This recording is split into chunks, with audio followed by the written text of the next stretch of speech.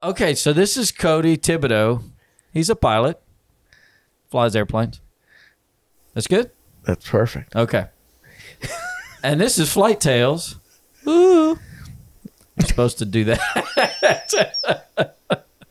Anyway, here's Cody. He's a pilot for somebody in the aviation world. And, yeah, we went to college together. What are you flying now? Airbus. Oh. That's just hit a button and it just flies itself, basically. Pretty much. Yeah. Yeah. So anyway, here's Cody. We went to school together. We didn't really know each other. We both grew up in Lafayette, but we didn't really know each other in Lafayette. No. I didn't meet you until we got to Natchitoches. I even forgot what we went to school for. Man, because the degree was weird. Well, yeah, it was Through like it was like an aviation. It wasn't even aviation. General studies. It was a general. You could do whatever degree you wanted to. So you could be like a psychiatrist, and have like an aviation management degree. I think I know somebody who became a master's in psychology, and he was running the aviation department.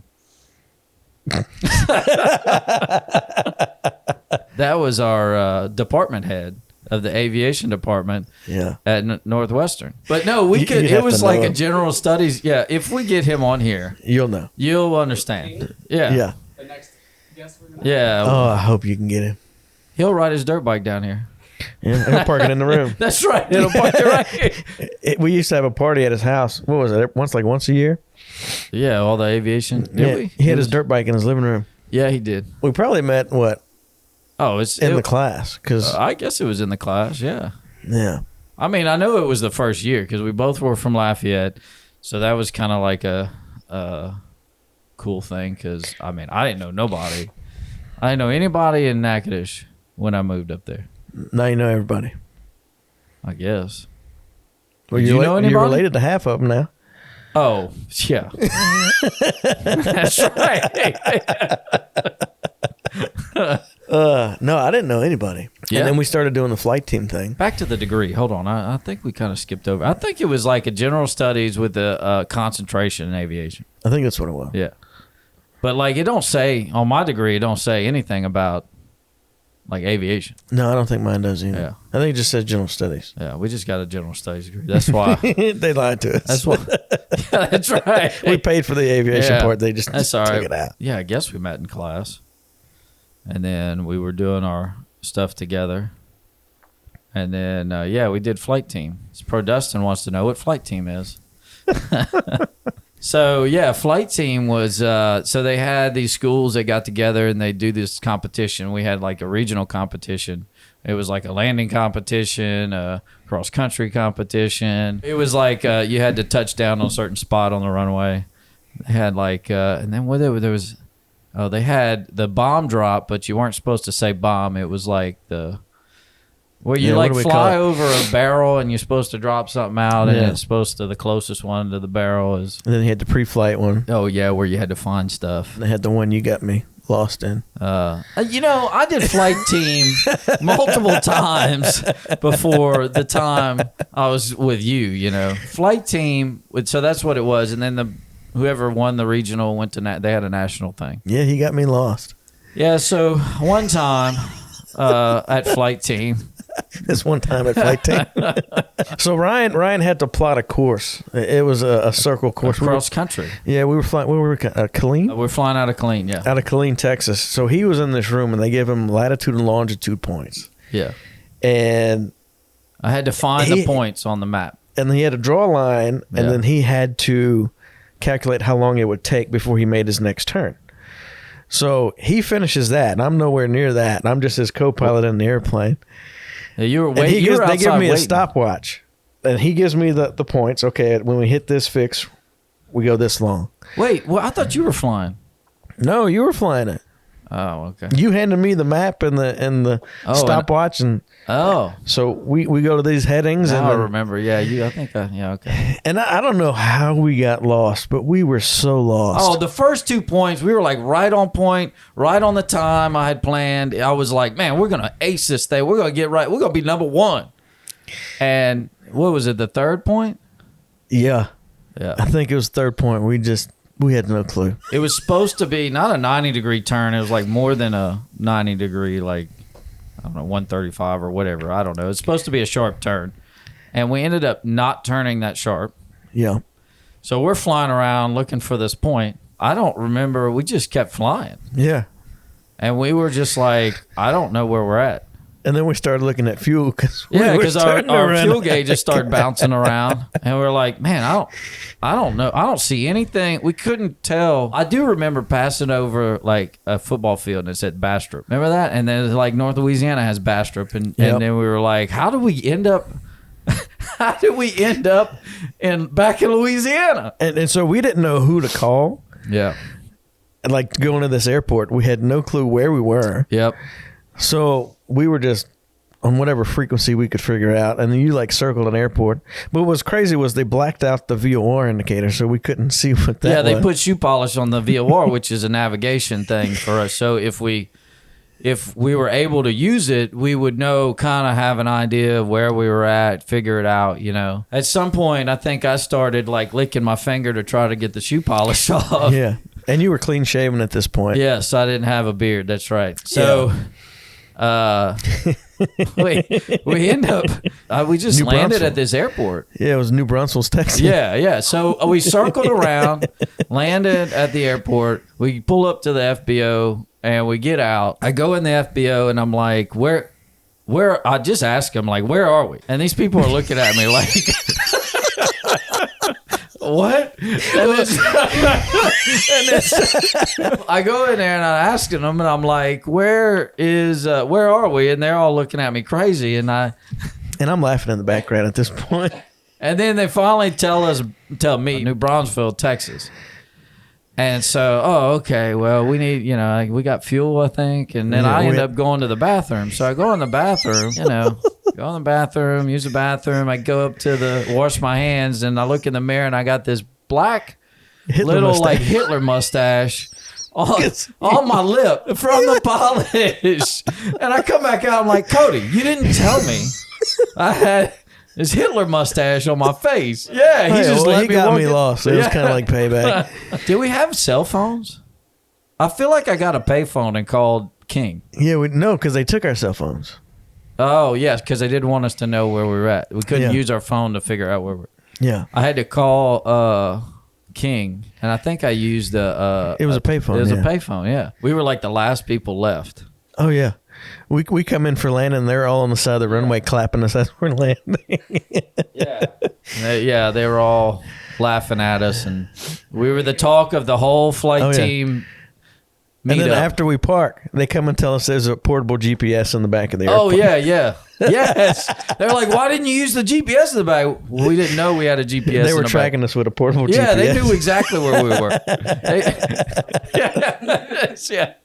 They knew exactly where we were. At some point, we didn't turn back around. I think I was worried about going into Austin Class C because we had, like, the way I was looking at the map. Oh, man, don't mess up the...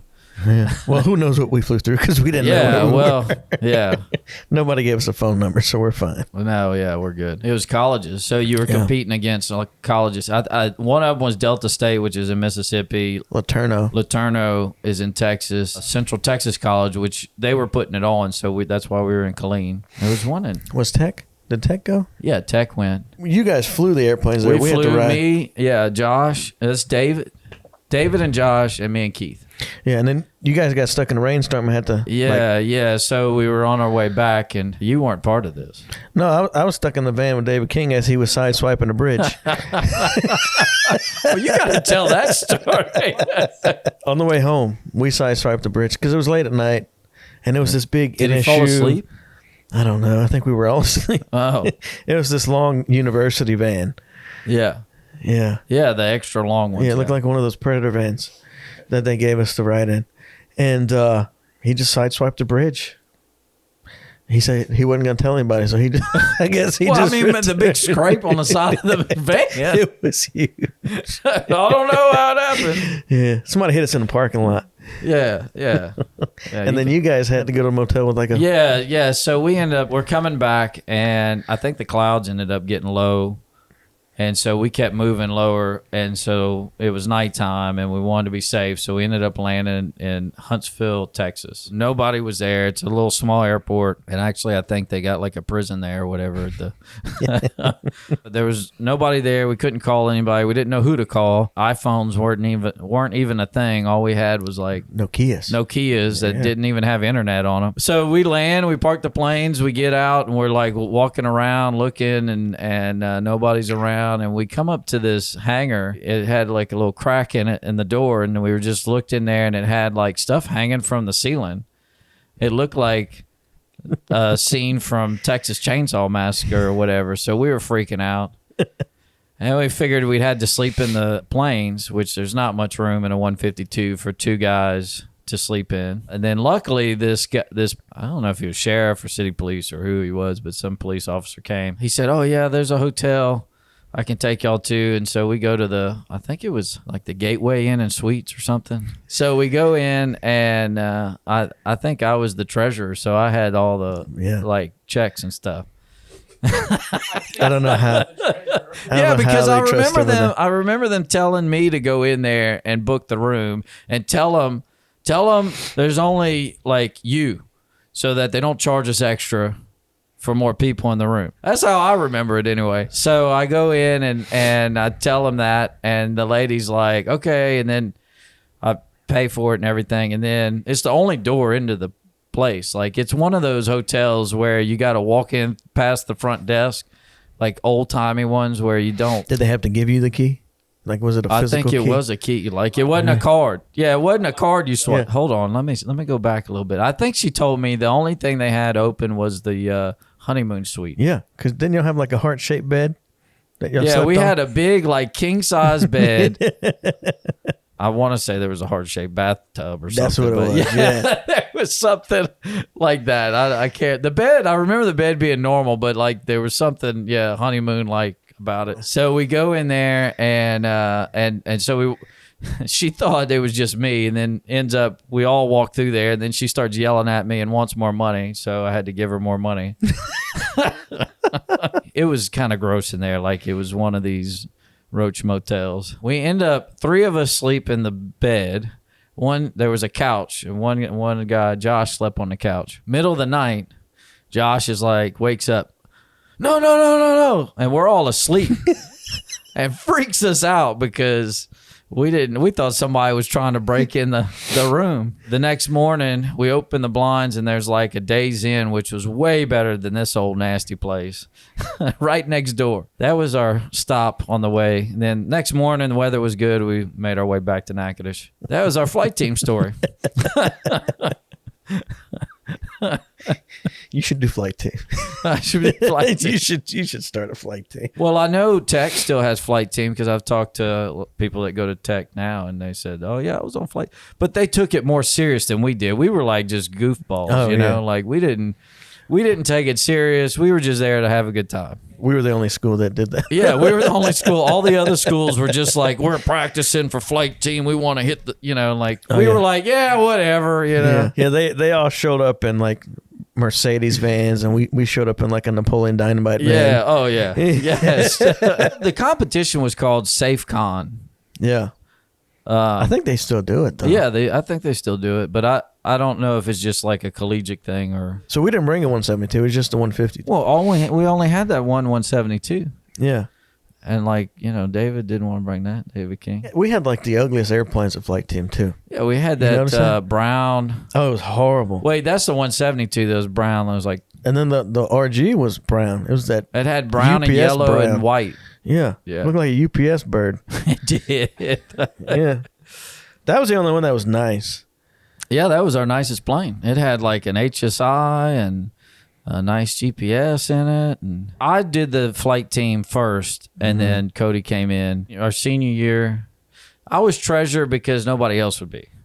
And then nobody else wanted to do it. So I did it.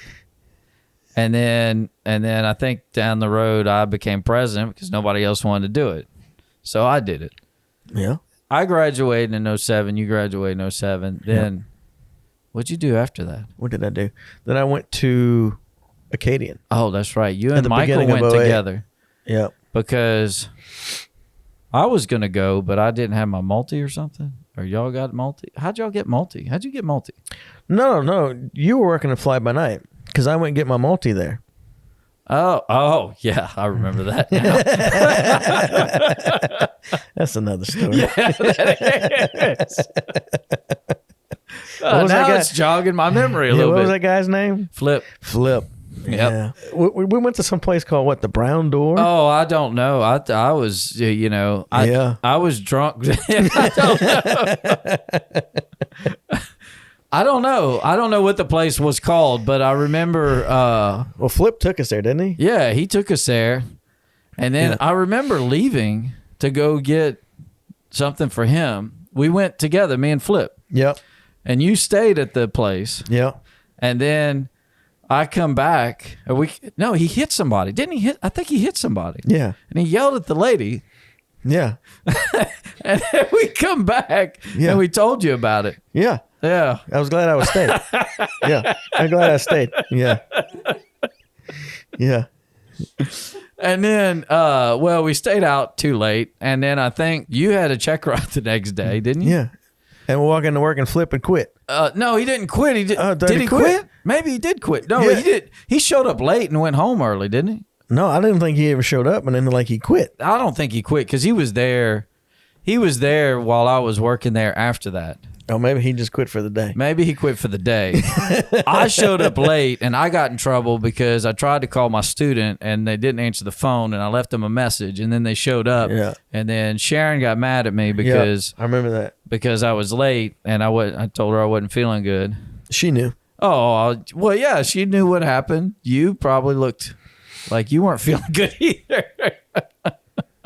I just looked nervous, Ryan. It was check yeah, that's what it was. Yeah. Well, you passed, so that was good. Yeah. That was good. All right, so you got your multi there. You got your multi in Fly by night. And then you and Michael went because y'all had y'all's multi. So, yeah, y'all got hired on at Acadian. And then I think they called, Spencer had called me, wanted me to come work. And I was like, well, I just started over here. Yeah. I don't want to just leave. And I thought, well, yeah, he'll call me like in a month or whatever. Because he told me to keep sending resumes every month. And I figured he'd call me not too long from that and want me to work. And then 08 happened. And nobody was hiring. Yeah. And y'all stayed at Acadian for 2 years, and I stayed at Fly By Night for 2 years.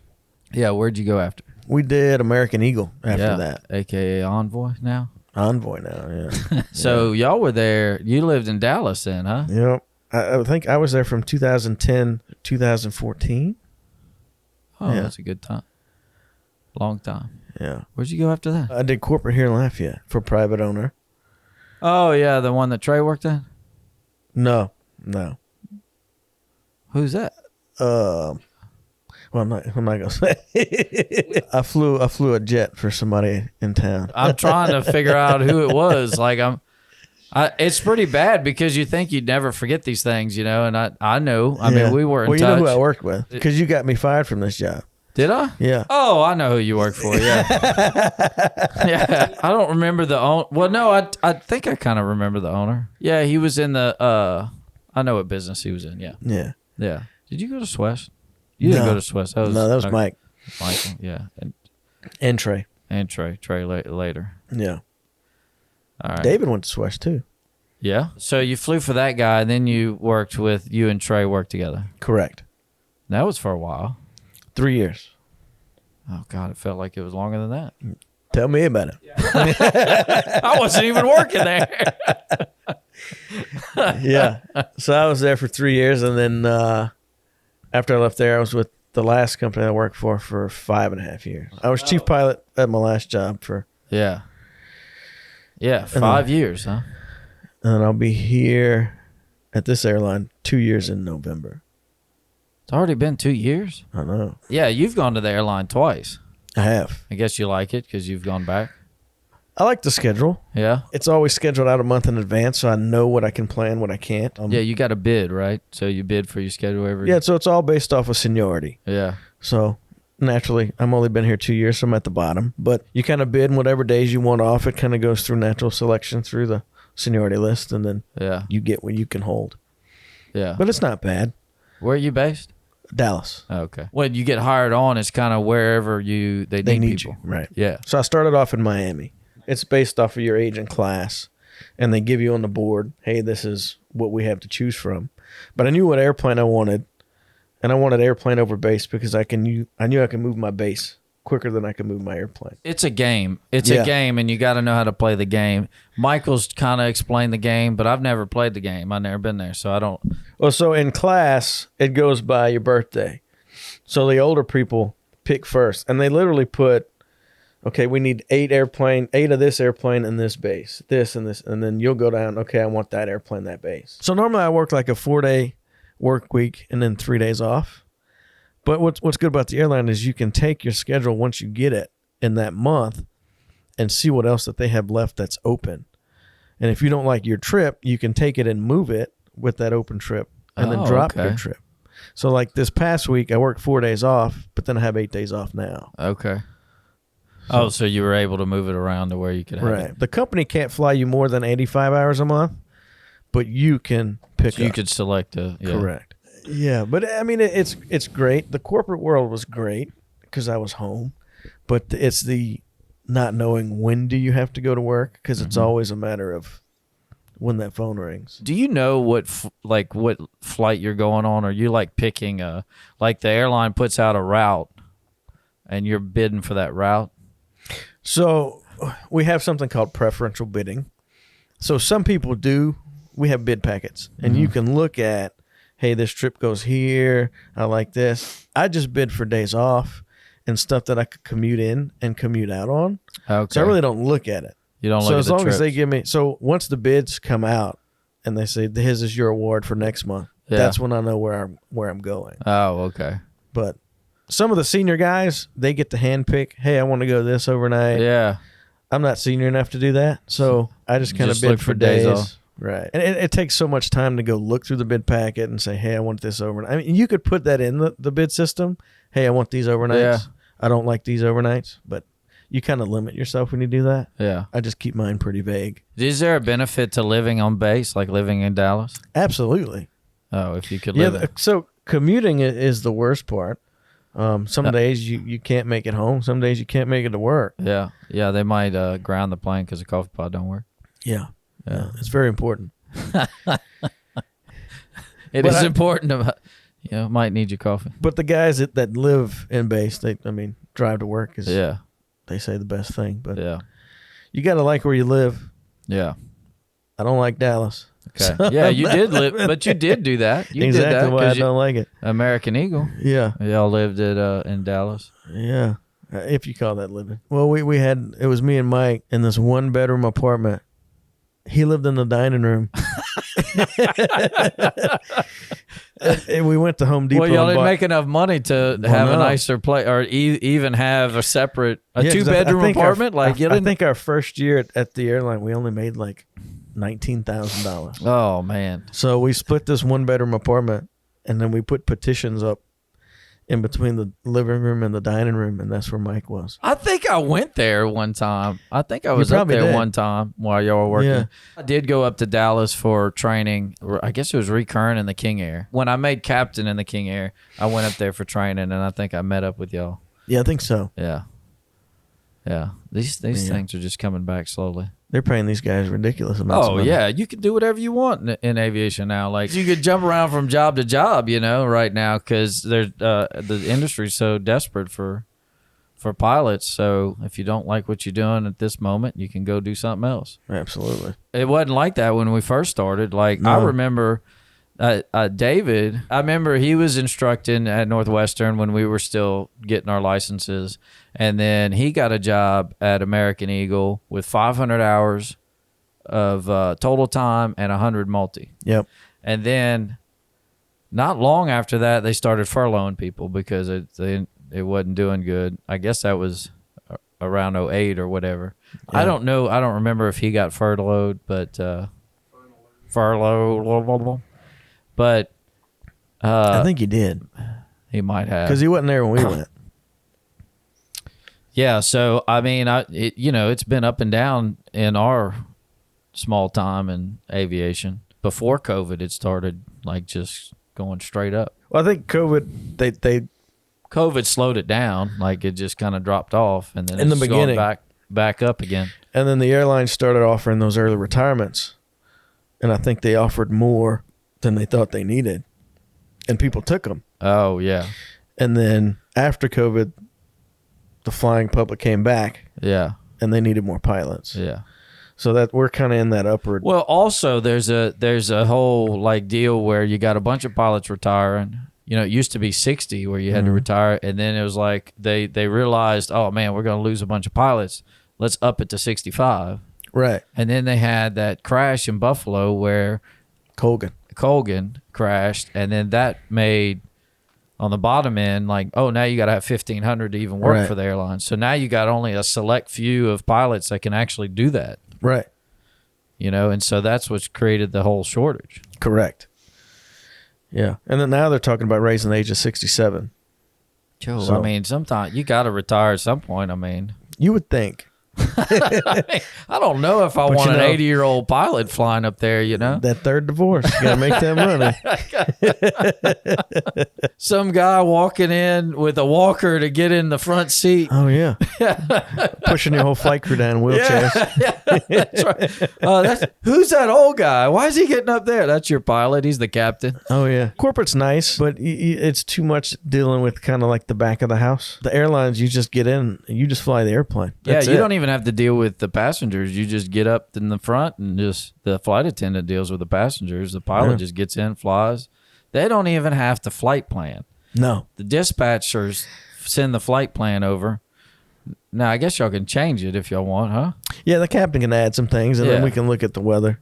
But even then, when y'all are up flying, y'all have y'all are constantly talking dispatchers. Correct. So, like, if y'all want to take a certain route to get around weather, y'all can talk to them and say, hey, does that look good on your end? Because on our end, it looks great, Right. Now, and we all have iPads now, so we've come a long way from the radar days of the King Air where we didn't have Wi-Fi and you're just trying to navigate using that old radar. Oh, yeah. See, I was there. They had the Stratuses, and we started getting ForeFlight. Right. But, like, that especially RZ was bad. With radar, like it just put you right through a thunderstorm. It wouldn't even show it on the radar. Like it just, oh yeah, that looks good. Next thing you know, in severe turbulence and lightning all around you. Yeah. Yeah. I don't miss those days. Yeah. Now you're a big time airline pilot for 2 years. The airline pilot is a cool job because I know what I'm going to be doing a month in advance. Corporate or charter, it's always on a day-to-day basis. In some cases, it's on an hour-to-hour basis. So with the airline, especially having a family, knowing what I can do on certain days and not, and when I have to go to work, I think that makes the difference. Plus, the pay's nice. I'm sure it is now. It wasn't back when we started. Yeah, you won't get the pay that we get corporate. Yeah. Or the benefits. There's perks. Well, no, I'm talking about like retirements and that type of benefit. Yeah. Well, I mean, we do get benefits, as far as flying and stuff like that. That's what I'm talking about, like traveling benefits. Yeah, so we get travel you can benefits. go places on cheaper than a normal regular person. Correct. Right, but I mean, you got I fly for a living. Yeah. The buddy passes. I hadn't been offered a buddy pass. Yeah. Me either. How many you get in a year? 6. It used to be like you had to pay taxes or something. Oh yeah, now it's like $300. Really? Yeah, you can almost buy a regular ticket for the price that. Oh, they don't want you. Yeah. Well, never mind. I don't want a buddy pass. Well, yeah, I remember y'all had like I guess that was from you and Michael. Eagle. Yeah. Yeah, it was like just pay taxes and you can Yeah. hop on the That's plane. how it used to be, but I don't know when it changed. But You know, I think you get into aviation and you're like, man, I want to go do this. yeah, I want to go this route to the airlines. And then as you continue in aviation and you're trying to get that time and you're struggling to do whatever you need to do to get the flight time, and your priorities kind of change. You're like, no, you know what? I don't want to do that. I want to do this. right. And then even then, like your priorities change again, you know, and you're going to, you know what? I'm tired of doing this. I did all this. Now I want to do this, you know? And then it might not be you that decides. It could be the economy, like most of the people in the airline. The economy is a driving force behind the airline. So if you have a down slope. Yeah. I Then you mean, have to I find remember something to when I was at Fly By Night working, you know, there was no movement, and I was just kind of tired of instructing. Yeah. And I think I was going to I tried to work for customs because they were there at the field.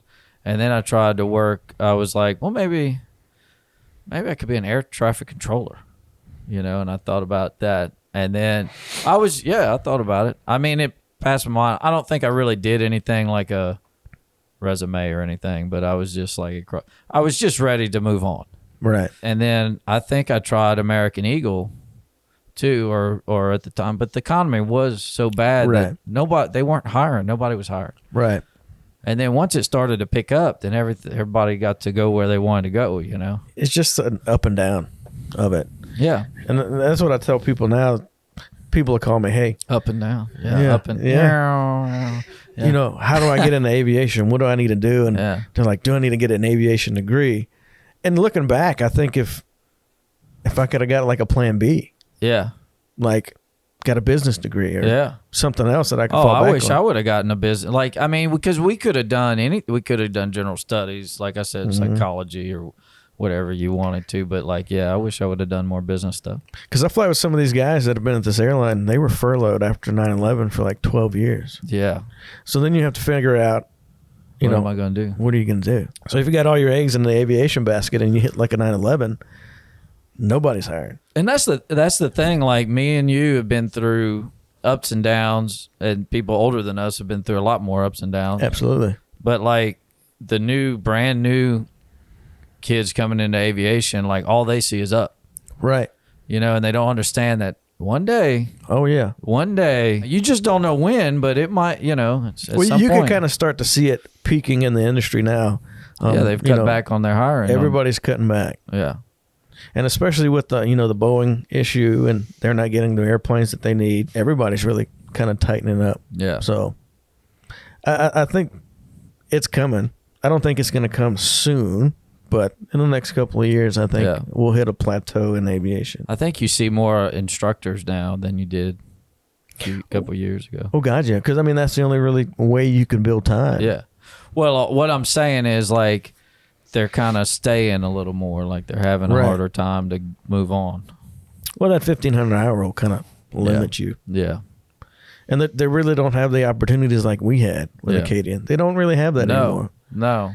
Insurance has blocked that a lot. Yes. Insurance is a big driver in aviation, more than the FAA sometimes.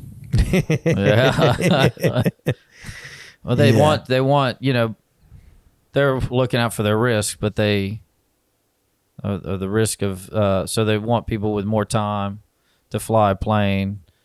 That sometimes you're kind of like, do these insurance guys know what kind of plane this is? Right.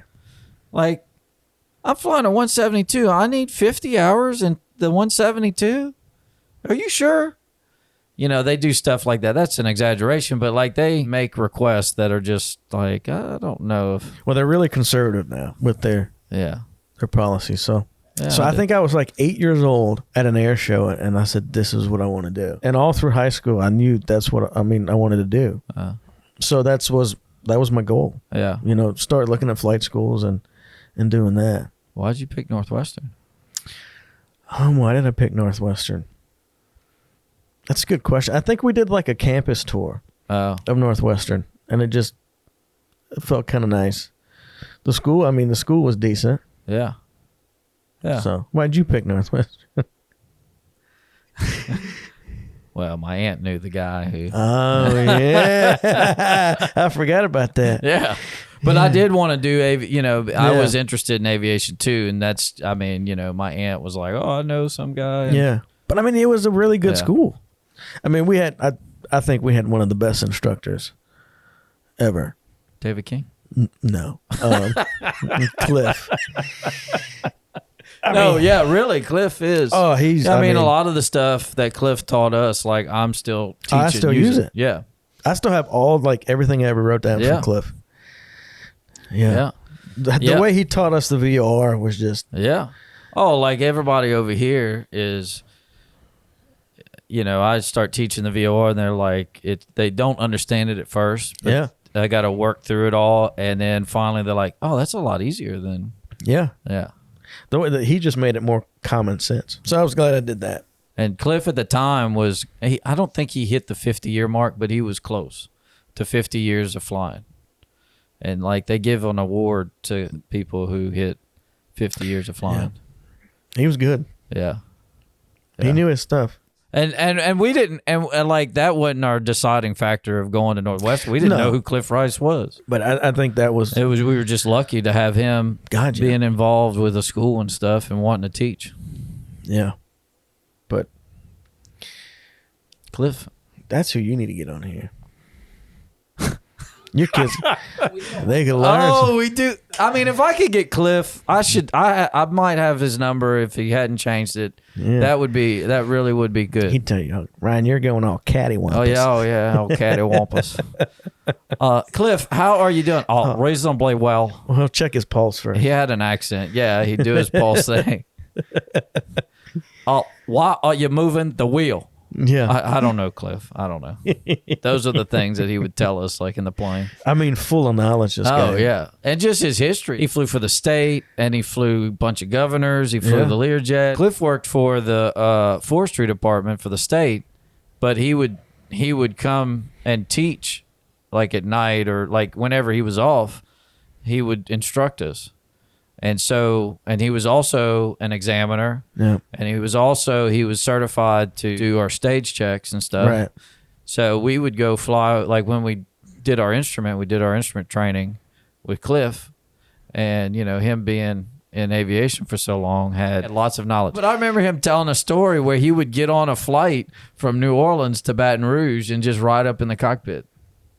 Really? Yeah. Cliff, come to the school and teach. I wonder if he's still in the same spot. He's still in Natchitoches. Is he? Yeah, I've run into him before because sometimes I have nothing else to do because it's Natchitoches, so I go to the airport. You remember that, huh? What? What? There's nothing to do in Natchitoches. Oh, yeah. That's why we drank. Yeah, that's right. But no, sometimes I go to the airport and I've run into him a couple times. And but like last time I went, I just asked the person working at the FBO, and they were like, "Yeah, Cliff's still here." I had a citation, had to fly up to Natchitoches, and he took me up in his airplane. Was that the tail wheel? Yeah. Oh, Yeah. The one where you sit yeah. right behind each other? Yeah. He took me up. He's not an examiner anymore. No. He gave that up. Yeah. He was flying in a King Air for a while. Yeah, but I remember that. I don't think he's doing that anymore No, either. I don't know. I remember him, whoever he was flying with, they would go back and forth. It was kind of funny. Yeah. Like he would mess with them. No. With Cliff, back and forth. Good old Cliff. How do we normally end this? Woo! Woo! Flight Tales, woo-woo. If you made it this far, you listened to the entire episode. And for that, we would just like to say thank you, and we hope you enjoyed it. We would also like to thank Cody Thibodeau for coming on the show and sharing his story. If you have any questions about today's episode or suggestions for future episodes, just leave a comment or message us, and we'll do our best to answer. If you'd like to check out some fun aviation videos, subscribe to our YouTube channel at Owens Flight Training. Or if you'd like to get more information on becoming a safe, knowledgeable, and confident pilot, just head over to our website, owensflighttraining.com.